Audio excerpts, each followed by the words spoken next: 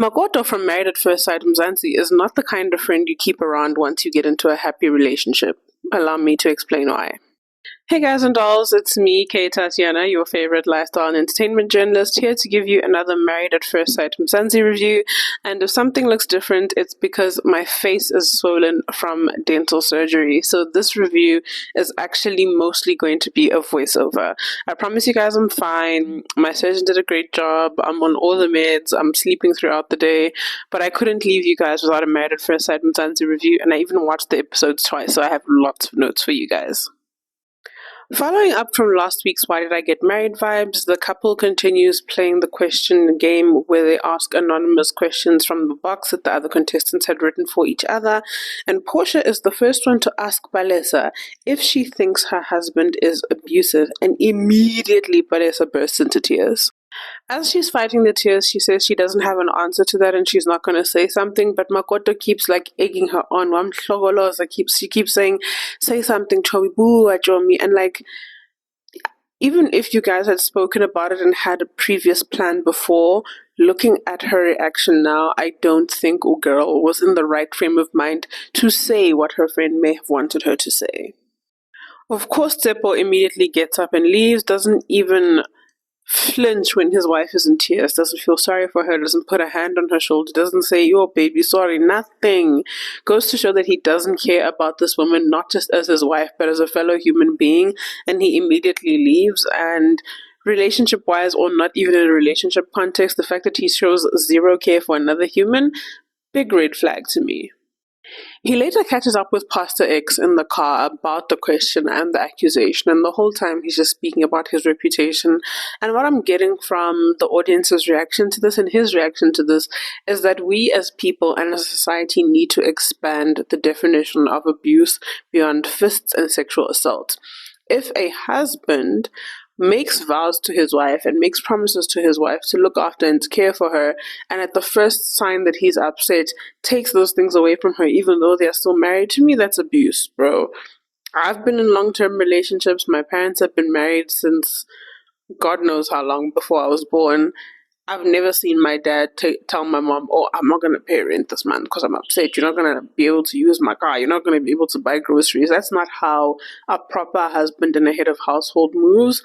And Tepo is showing just how much he doesn't care about Balisa. And that's why even Tabiso, one of the experts, was saying that Balisa feels discarded because she feels discarded by Tepo's actions.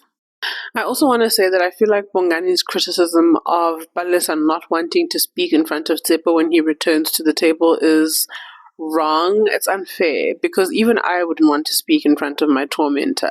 If I'm in the middle of the torment, in the middle of the conflict, the last thing I want to do is make things worse by calling out their actions in front of people when it's someone who very clearly cares about their reputation and what other people think of them.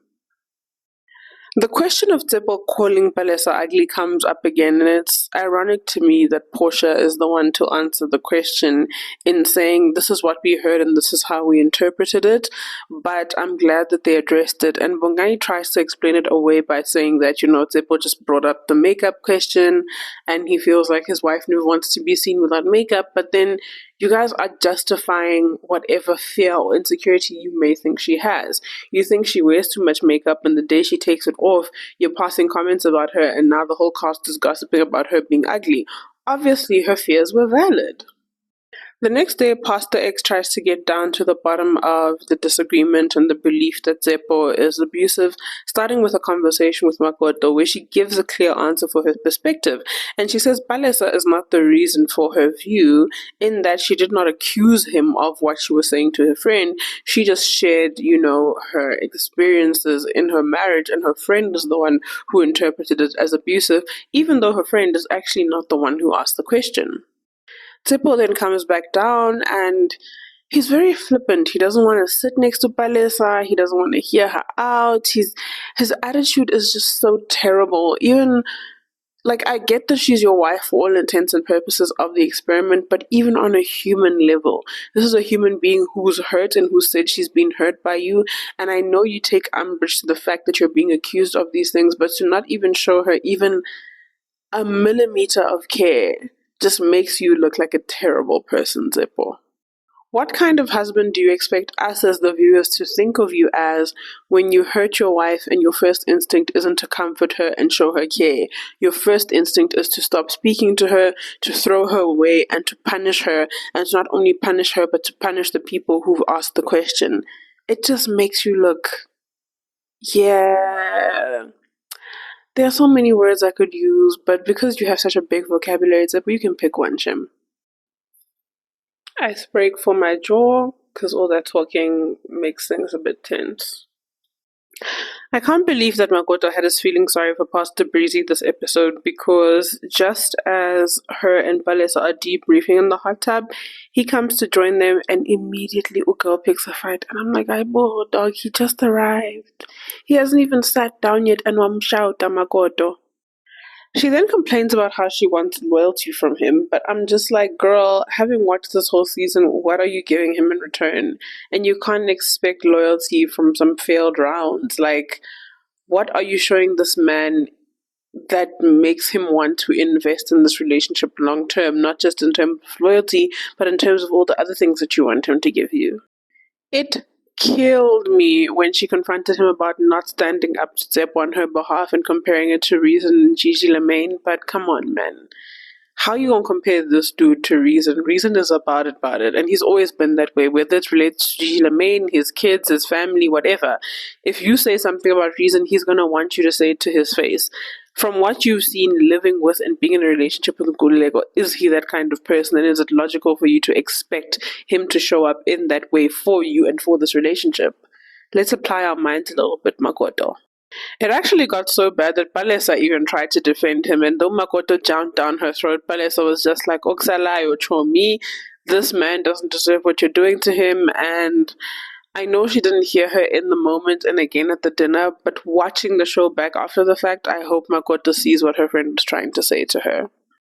The Luvalos and the Kozas end up visiting Tepo to kind of mediate the ongoing situation between him and Balesa. And after everyone says their piece, everyone leaves and he gets to have a conversation man to man with Bongani. And Bongani is the one who owns up to asking the question. And you will remember at the beginning of the season, when speaking about the work that he does, Bongani doesn't just own his own company, he also does advocacy work. So he sees the relationship dynamics and the ways in which South African men show up in society and how that showing up relates to women.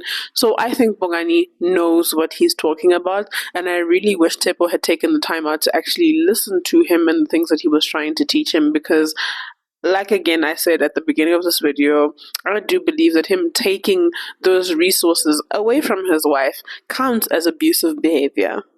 At the final couples dinner, Nkululeko opens by asking people to share what they learned from the experience thus far, and everyone goes around the table sharing. It's cute, it's nice. And then he goes and shares his own experience, and his girl obviously takes that shit personally. And though I know he can sometimes be two-faced, I feel like she just wants to always be upset. She just always wants to fight with that man. She always wants a reason to be angry at him, and it's getting too much now. Like, she needs to wrap it up expeditiously. We've got about 3 or 4 more episodes left to go, and I can't stand seeing her do this shit every single week. Like, Magoto, it's time. I then want to get into the drama she stirred between Portia and Bongani, but I think that requires a whole part 2. So, with that said, hop in the comments, share your thoughts with me, and be sure to follow for part 2 and comment on that video too, guys. Thank you. Bye.